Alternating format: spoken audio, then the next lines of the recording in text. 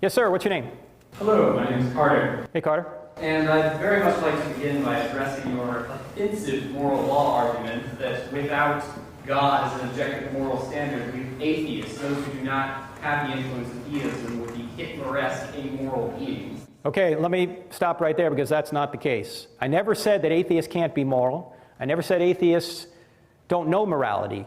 In fact, atheists know morality just like everybody else. We know morality because it's written on our hearts. What I'm saying is that atheists can't justify morality. That's the point. In fact, I had to say this several times to Christopher Hitchens. Christopher, I'm not saying you're a bad guy. Christopher, I'm not saying you don't know morality. In fact, I like Christopher. I thought he was a good guy. What I'm saying is you can't justify why not murder innocent people to get what you want. That's the point. It's a point about ontology, not a point about epistemology. It's not a point about how you know the moral law. It's a point about why does the moral law exist. I may return to address this, or the gentleman behind me may address it, but I'd really like to address your design argument. Okay. As I understood that you've argued that a painting or a creation, to use the term painting, implies a painter, or a design implies a designer. But I must ask, who designed God?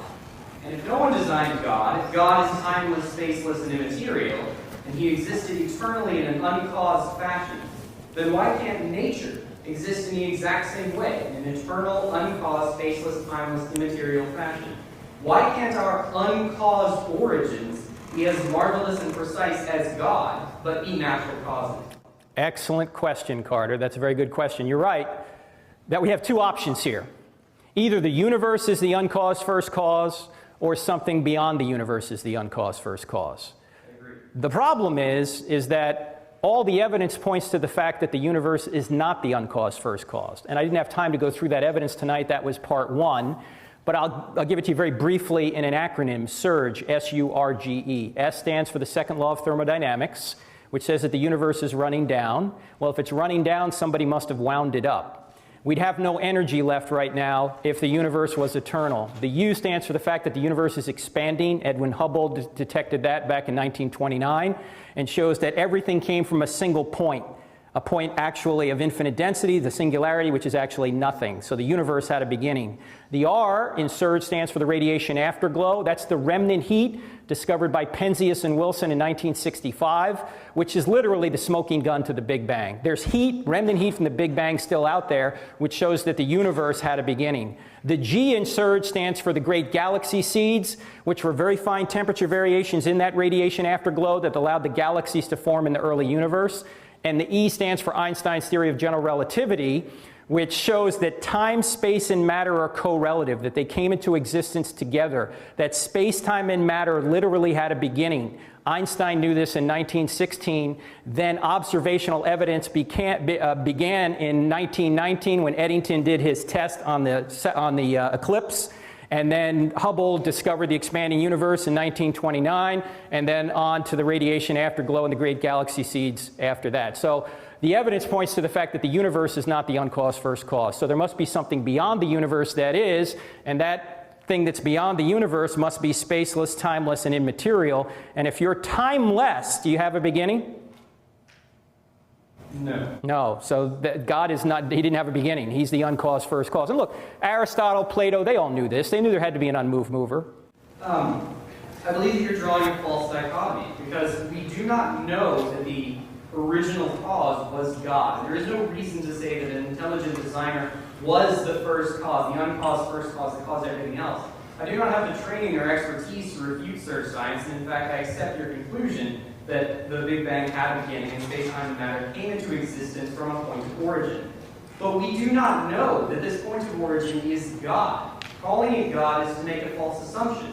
Another reason for the existence of everything might simply be that other dimensions had the power and the marvelousness and complexity to create a situation where where the Big Bang could be brought into existence and space, time, and matter could begin to exist without an intelligent designer having a hand. Well, Carter, what you just described there is what we would call God. God is in another dimension that has the ability to bring these dimensions into existence. So if you want to call it another dimension, you can call it that. But that's exactly what we mean by God. But then why is there a theology? Why do we worship God? If he could easily be called another. Excellent point. You don't have to worship God. In fact, Aristotle never worshiped God. In fact, the Greeks never got their theology and philosophy together. They knew that there had to be an unmoved mover, but they never put the two together and worshiped the unmoved mover. So you don't have to worship the unmoved mover. You don't have to. You can do whatever you want. That's why you have free will. God loves you enough to give you free will. You can love him or reject him. That's up to you. But on that point, you do have the free will to accept or reject God, but the obvious conclusion is that rejection of God will lead to eternal damnation in hell. So in reality, we do not really have the choice to accept or not to accept God. We must ultimately accept God, assuming we choose to avoid perdition. Well, if you want to avoid, well, let me back up for a second. There's only two possibilities if God exists. In eternity, you're going to be with him or you're not going to be with him, right? That's logically the only two options. If you want to be with him, you will seek him out and be with him. If you don't want to be with him, God will not force you into his presence against your will. In fact, let me make the objection stronger than what you're making it. You're very polite, but I debated an atheist who was a little bit more direct, and let me tell you, this man he's a good man. I like him. His name is Eddie Tabash. He's an attorney from Beverly Hills. We debated at University of Michigan a number of months ago, and he looked at me during the Q&A and he said, "Frank, my mother was a survivor of the Holocaust. She lived an awful life. Somebody presented her with the gospel and she rejected it. Is she in hell right now?" Whoa. I said, "Eddie, I don't know where your mother is. I don't know if she made a profession of faith in her last moments, but if she didn't, then God will not force her into his presence against her will. God is too loving for that." And I asked the audience this question. In fact, I'll ask you as an audience this question. Ladies, is there anybody in here who's ever had a man pursue you and you did not want that man to pursue you? You did not want to date him. Anyone in here? Of course. In fact, some of you are going, "Yeah, he's sitting right next to me right now. He won't leave me alone." I said, "Okay, ladies, suppose this man continues to pursue you and continues to pursue you. And you say, 'Look, I only like you as a friend.' Ladies, why don't you just take the knife, stick it in, and turn it? Because every man in here has heard this. I like you, but only as a friend." Well, suppose he continues to pursue you. And he gets to the point where he says, "Look, I love you so much, I'm going to force you to love me." Can he do that? No, he can't do that. Love, by definition, must be freely given. So if he truly did love you, what would he do? He would leave you alone. That's exactly what God does. He keeps sending us cards, letters, and flowers while we're here.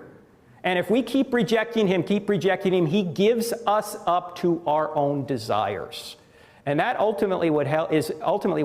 Hell is separation from God. So you're free in hell. You can continue to reject God in hell, but you're confined to hell. In fact, hell is a quarantine of evil. That's what it is. And heaven, of course, is being in the very presence of God. God loves you too much to force you into his presence against your will. Thanks, Carter.